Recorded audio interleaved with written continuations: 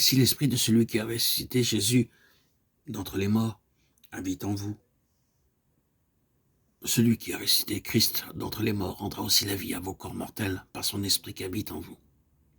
Romains 8, 11. L'œuvre de l'esprit vivifiant est une œuvre vue extérieurement. L'esprit vivifiant nous donnera un jour des corps immortels. Nous aurons des corps immortels, glorifiés, célestes, spirituels.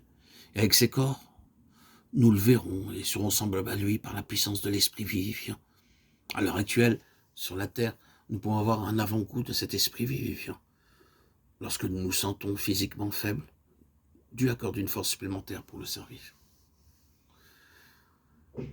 L'œuvre du Saint-Esprit, c'est l'esprit de conduite, car tous ceux qui sont conduits par l'Esprit de Dieu sont fils de Dieu. Romains 8, 14.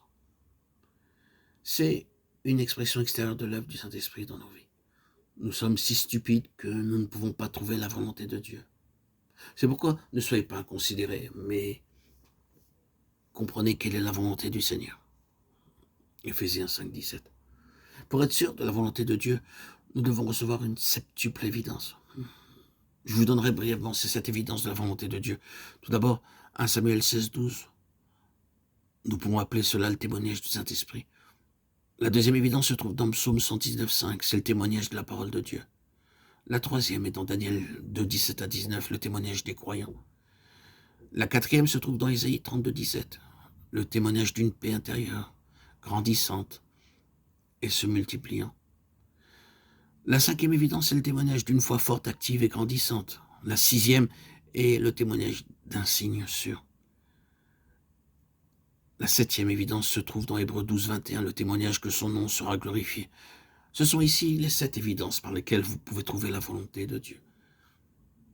Et vous n'avez point reçu un esprit de servitude pour être encore dans la crainte, mais vous avez reçu un esprit d'adoption par lequel nous crions « Abba, Père » Romains 8, 15.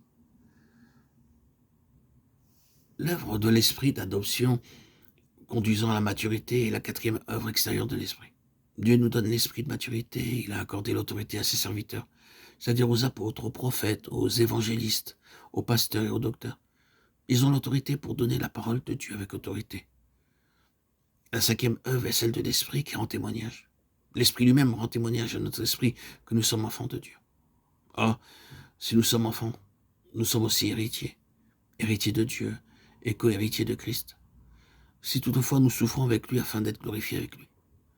Romains 8, 16, 17. La cinquième œuvre du Saint-Esprit est de m'enseigner la part à l'héritage céleste que me réserve le Seigneur Jésus dans le ciel, car nous sommes co-héritiers. Et je dois apprendre sur la terre comment y veiller. Toutes mes souffrances sur la terre ont un but. M'enseigner, m'éduquer, m'aider, m'exercer à jouir de mon héritage céleste. L'œuvre du Saint-Esprit est de me dire la grandeur de l'héritage que Dieu me réserve dans le ciel. C'est pourquoi nous triomphons dans nos épreuves, sans murmurer ni nous plaindre, mais en remerciant Dieu pour les souffrances. Car par ces souffrances, nous sommes qualifiés pour régner avec le Seigneur Jésus dans le ciel.